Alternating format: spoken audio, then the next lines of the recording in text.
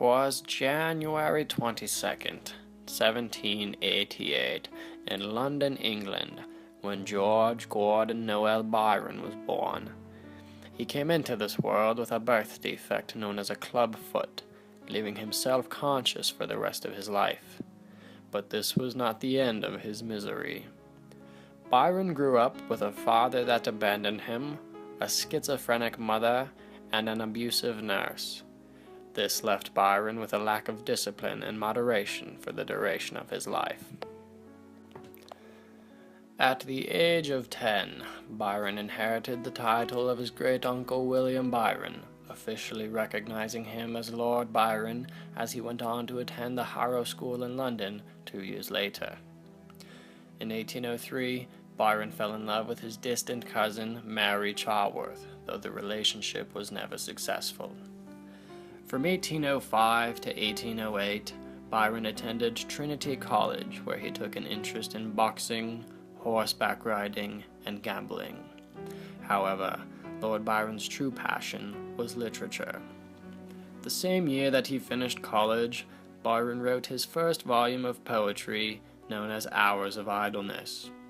After being given a poor review of his work, Byron retaliated with the satirical poem English Bards and Scotch Reviewers, which became wildly popular and sparked Byron's famous career as a romantic poet and playwright.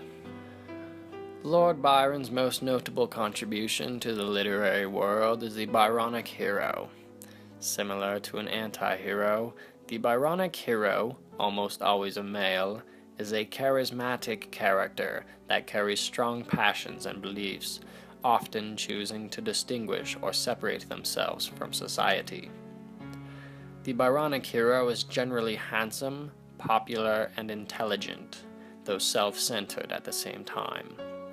These characters often have a troubled past, causing them to have a lack of integrity and self-worth. Byronic heroes are often self-destructive and tend to follow a path of tragic fate. Some of today's most popular characters can be considered as Byronic heroes, including Tony Stark, Anakin Skywalker, and James Bond. So how does all of this fit into Frankenstein, you may ask?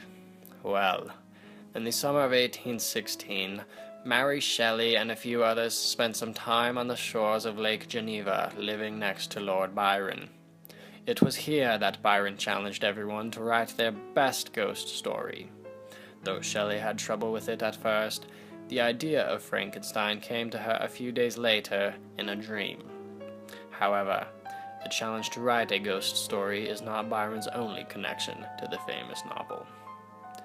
Frankenstein grew up in Geneva, the same location as the meeting between Byron and Shelley. Frankenstein also falls in love with and marries his cousin Elizabeth. Remember how Byron fell in love with his cousin Mary? It is also said that the way the monster walks in Frankenstein was inspired by Lord Byron's limp due to his club foot. However, Byron's most notable connection to Frankenstein is the Byronic hero. Victor Frankenstein exhibits many characteristics of the Byronic hero. He shows intelligence by excelling in science and bringing the remains of the dead to life. Frankenstein exhibits a lack of integrity when he banishes his greatest creation because it is far too hideous for him to look at. After the monster kills everyone that Frankenstein was close to, Frankenstein devotes his life to tracking down the monster and destroying it. By doing so, Frankenstein completely separates himself from the outside world, like many Byronic heroes tend to do. In the end, Frankenstein dies trying to kill the monster. This is an obvious example of the Byronic hero's self-destructive tendencies, for which Frankenstein paid the ultimate price.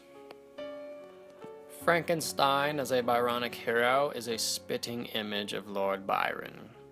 In 1823, Byron accepted to support Greek independence from the Ottoman Empire by spontaneously spending 4,000 pounds of his own money to refit the Greek naval fleet.